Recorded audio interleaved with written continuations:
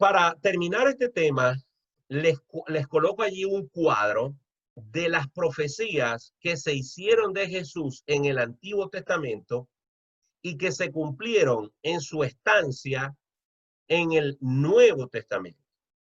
Allí van a ver dos cuadros, ¿verdad? Uno es continuación del otro, donde aparece el evento profetizado, la profecía o el libro donde se profetiza y cuándo se cumplió. Evidentemente no podemos repasar todas estas citas bíblicas, pero la divinidad de Jesús fue profetizada y confirmada, fue profetizada por Isaías y confirmada en el Evangelio de Lucas. Su humanidad está profetizada en Isaías y confirmada en Hebreos. Su nombre, ahí aparece mucho Isaías 7:14, porque Isaías 7:14 es uno de los pasajes del Antiguo Testamento más claros acerca de quién iba a ser el Mesías, cómo se iba a llamar, etcétera, etcétera. Su realeza davídica, acuérdense que Jesús estaba prometido, profetizado que él iba a venir a ser linaje del rey David.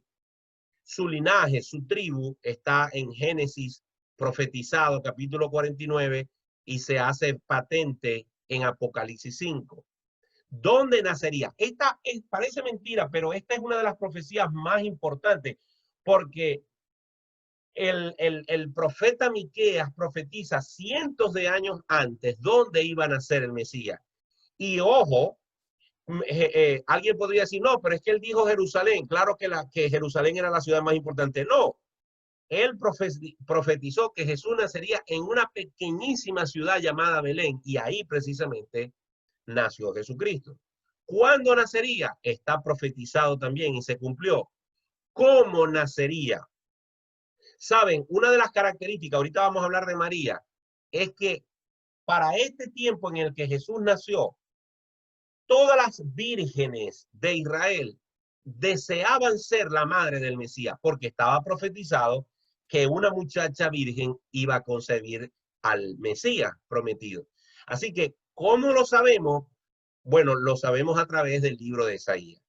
Su muerte expiatoria, capítulo 53 de Isaías, se hace patente cuando leemos Primera de Pedro, capítulo 2, verso 24 al 25. Y yo quiero detenerme aquí un momento, porque el pasaje de Isaías 53, ese pasaje es uno de los pasajes más mal interpretados por la iglesia cristiana evangélica.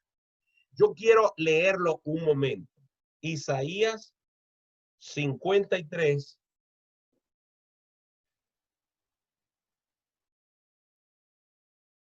Isaías 53 dice lo siguiente, versículo 3 en adelante. Despreciado y desechado entre los hombres, varón de dolores, experimentado en quebranto, y como que escondimos de él el rostro, fue menospreciado y no lo estimamos.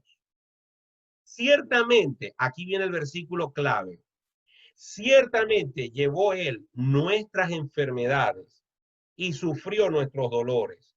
Y nosotros le tuvimos por azotado, por herido de Dios y abatido. Mas el herido fue por nuestras rebeliones, molido por nuestros pecados. El castigo de nuestra paz fue sobre él, y por su llaga fuimos nosotros curados. Quería detenerme aquí porque yo no he escuchado a ningún cristiano evangélico decir que Jesús no era Dios, o que Jesús no era humano, o que su nombre no era Jesús, o que no era del linaje de David, o que nació en otra ciudad que no fuera Belén, o que nacería en otra época que no fue la profetizada. Es decir, sobre esos aspectos yo nunca he oído a cristianos evangélicos tergiversar algunos pasajes. Algunos lo hacen deliberadamente y otros lo hacen por ignorancia. Creo que la mayoría lo hace por ignorancia y eso es lo que yo quiero aclarar ahora. El pasaje de Isaías 53 se usa mucho para hablar de sanidad física. Muchos cristianos, muchos pastores, muchos profetas, muchos apóstoles Y muchas personas se agarran de este versículo para decir que por la llaga de Jesucristo nosotros fuimos curados y que Él llevó nuestras enfermedades. Y yo quiero explicarles lo siguiente. La obra redentora de Jesucristo en la cruz del Calvario tuvo un efecto de tipo espiritual, no de tipo físico. La redención, la enfermedad a la que la Biblia se refiere aquí en Isaías 53, las llagas o la llaga a la que se refiere Isaías 53, no se refiere a enfermedades físicas, se refiere a la enfermedad del pecado, que es lo que realmente mata a una persona. Por lo tanto, cuando nos abrogamos, cuando nos refugiamos en Isaías 53 para declarar a alguien sano diciendo que por su llaga fuimos nosotros curados, estamos haciendo una mala aplicación del texto.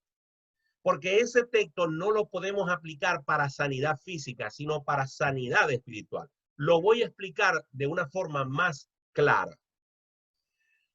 Cuando una persona pide perdón a Dios por sus pecados y una persona acepta a Jesucristo como su Señor y Salvador, cuando una persona se arrepiente y cree en Jesucristo como su Señor y Salvador, ¿cuáles son las posibilidades de que esa persona sea salva? Si quiere, abren el micrófono y me responden. Si una persona se arrepiente y pide perdón por sus pecados y acepta a Jesucristo como su Señor y Salvador, ¿cuáles son las posibilidades de que esa persona sea salva? ¿Alguien puede responderme? Tiene todas las posibilidades. Si de verdad tiene un arrepentimiento genuino y ha creído en Cristo, tiene todas las posibilidades de ser salvo. Porque eso fue lo que hizo Cristo. Muy su bien. Sacrificio Zuleima para dice, salvarnos, Zuleima dice para librarnos del pecado, de la esclavitud del pecado. Así que tiene toda la posibilidad. Muy bien, perfecto. Dice Zuleima que todas las posibilidades. ¿Alguien más quiere contribuir? Sí, que bueno, si lo hace de corazón, claro que sí, 100%. 100%. Es decir, no hay forma de que una persona crea de corazón, no hay forma que una persona se arrepienta de corazón, no hay una persona que venga a Cristo y le pida perdón por su pecado y Cristo le diga, no, no te voy a perdonar. No hay forma, porque ese es el mandamiento bíblico. Cree en el Señor Jesucristo y serás salvo, ¿verdad? Muy bien. Las posibilidades son del 100%. Ahora pregunto, una persona Pastor, disculpe. Dígame. ¿Y cómo queda ahí entonces los que son elegidos? Ok. No vamos a hablar ahorita de elección. No vamos a hablar de elección. ¿Ok? Acuérdense, para los que no saben exactamente lo que me está pidiendo Zuleima, hay dos posiciones teológicas en relación con la salvación. Una posición teológica es la calvinista, es la que habla acerca de la elección, los predestinados, y otra posición teológica es la que habla acerca de que el hombre es responsable, del libre albedrío, etcétera, etcétera. Ahorita no vamos a tocar ese tema, en su momento lo tocaremos, ¿ok? Hablemos de la salvación, ya sea que la salvación sea por predestinación o ya sea que la salvación sea por responsabilidad personal. En lo que sí se ponen de acuerdo las dos posiciones es que la persona se tiene que arrepentir, es que la persona tiene que pedir perdón, es que la salvación es en Cristo Jesús, es que la persona tiene que nacer de nuevo para poder ser salvo. Y ya dijimos y ya acordamos que la salvación para toda persona que se arrepienta genuinamente está garantizada en el 100%. La segunda pregunta es, una persona que acepta a Jesucristo, una persona que ahora es salva, una persona que ahora tiene su nombre anotado en el libro de la vida, una persona que ha nacido de nuevo y tiene vida eterna, si está enfermo de gripe, de cáncer, de coronavirus o de cualquier otra enfermedad, de diabetes, de cualquier enfermedad, si esa persona ahora que es hijo de Dios le pide a Dios que lo sane, ¿cuáles son las posibilidades de que Dios lo sane? ¿Cuáles son las posibilidades que Dios sane? Me explico, ¿lo va a sanar en el 100% de los casos, todos los que pidan? ¿O puede ser que Dios diga, no, no te voy a sanar? Pregunto. Bueno, hay un pasaje donde un ciego, creo que fue un ciego o un leproso, Señor, si quieres, Señor, sáname. Y el Señor dijo, si quiero, sé sano. Entonces, el Señor quiere que nosotros estemos sanos. Y si esa persona se ha enfermado debido a algo espiritual en su vida, una falta de perdón, porque ahora los científicos están diciendo que mucho cáncer viene por falta de perdón. Entonces, si tiene odio en su corazón y lo ha aceptado de corazón, sí. Ahora, el hecho de que se muere el coronavirus o no, ya eso es decisión de Dios.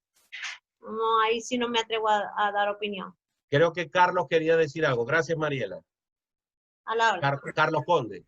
Sí, yo estoy de acuerdo y eso está de acuerdo a la voluntad de Dios con los propósitos que Él tenga para nuestra vida. Hay veces que nosotros tenemos que tener ese aguijón para poder estar mirando hacia Él, hacia el cielo y matar nuestro ego y nuestro orgullo. Por eso hay veces por eso la enfermedad a veces es un arma que Él utiliza para doblegar nuestro orgullo y enseñarnos y madurarnos, etcétera. Ok, pero escuchemos lo siguiente. Hay cristianos, hijos de Dios, estoy hablando de cristianos verdaderos, ¿verdad? Ya dijimos que una persona que se arrepiente de verdad va a ser salva, ¿sí o no? 100%, ¿verdad? Dice la Biblia que el que viene a mí, yo no lo he hecho fuera. Es decir, la oración para salvación, si es sincera, en el 100% de los casos es contestada positivamente. Pero la oración para sanidad no siempre es contestada en forma positiva. Es decir, la salvación está garantizada, la sanidad no. Por lo tanto, aplicar Isaías 53 y decir que Cristo llevó nuestras enfermedades físicas en la cruz, es decir, entonces que la palabra no se está cumpliendo, porque Cristo lo que llevó en la cruz fueron nuestras enfermedades espirituales, nuestro pecado, lo que nos mata espiritualmente. Pero nuestras enfermedades físicas no las llevó Él en la cruz del Calvario. La llaga a la que se refiere Isaías 53 no es la llaga de una enfermedad física, sino la llaga del pecado. Por lo tanto, un cristiano puede ser un hijo de Dios, puede estar enfermo por pecado o porque sencillamente se enfermó, ¿verdad? Como Job, que era perfecto y sin embargo le ocurrieron 1000 cosas en unos días sin que él fuera culpable de eso. Le ocurrieron 1000 cosas y sin embargo, incluso ese cristiano puede clamar, rogar, pedir, suplicar que el Señor lo sane y la respuesta del Señor puede ser no, no te voy a sanar. ¿Por qué lo digo? Porque el apóstol Pablo, escribiéndole a Timoteo, le dijo, toma vino en vez de agua por causa de tus muchas enfermedades.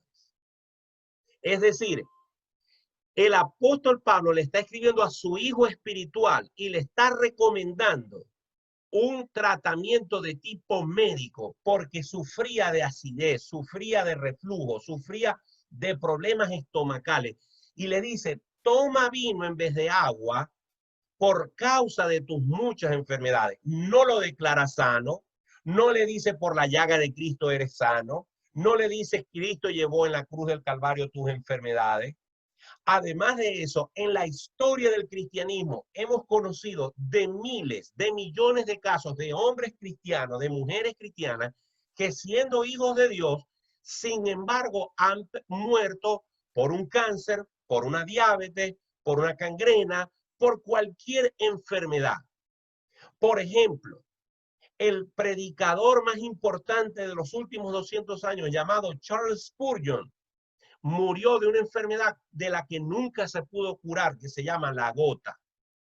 Uno de mis predicadores favoritos, llamado Adrian Rogers, murió de cáncer.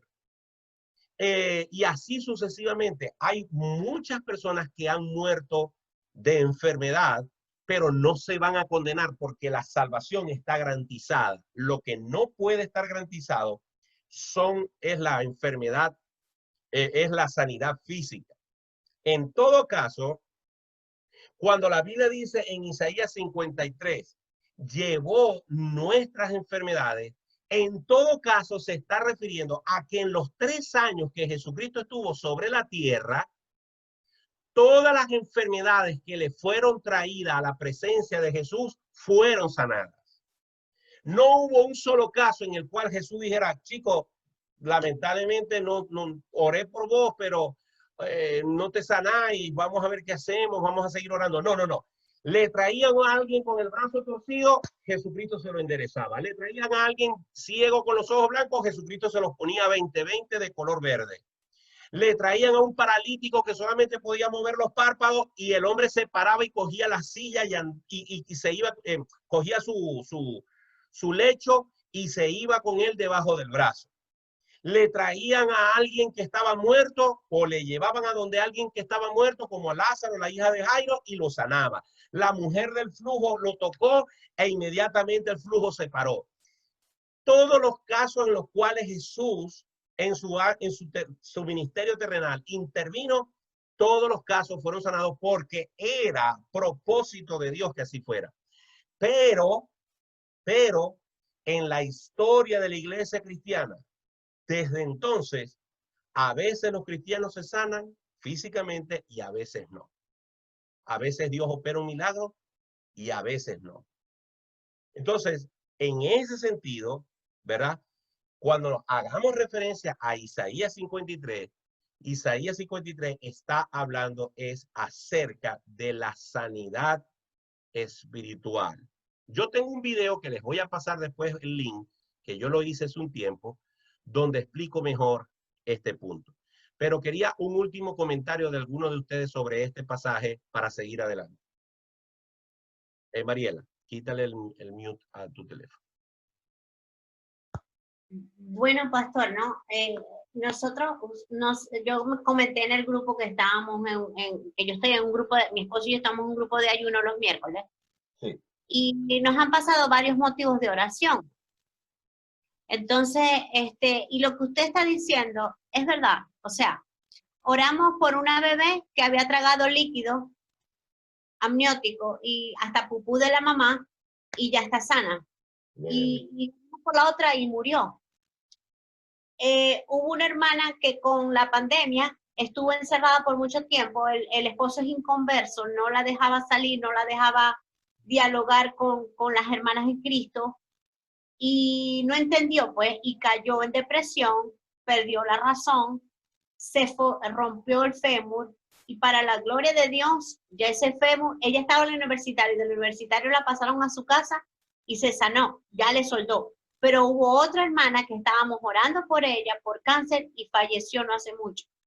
Entonces, de verdad que nosotros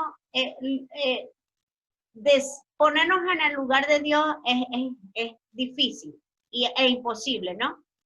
Lo que sé es que Dios, o sea, hay como que varias capas de eso, ¿no? Una es la fe, ¿verdad? Que hay una parte en la Biblia que, o sea, hay varias razones por las cuales una persona no se sana. Pienso yo y me corrige. Una de las cosas es que no tenga fe, porque la palabra dice que cuando Jesús visitó a un pueblo, dice la palabra que no hubo allí muchos milagros porque la gente no tenía fe, ¿ya? En lo opuesto del centurión, que le dijo, Señor, no soy digno de que entres en mi casa, pero tú, por una palabra tuya bastará para sanarme, porque yo sé que tú eres hombre de autoridad, como yo soy hombre de autoridad.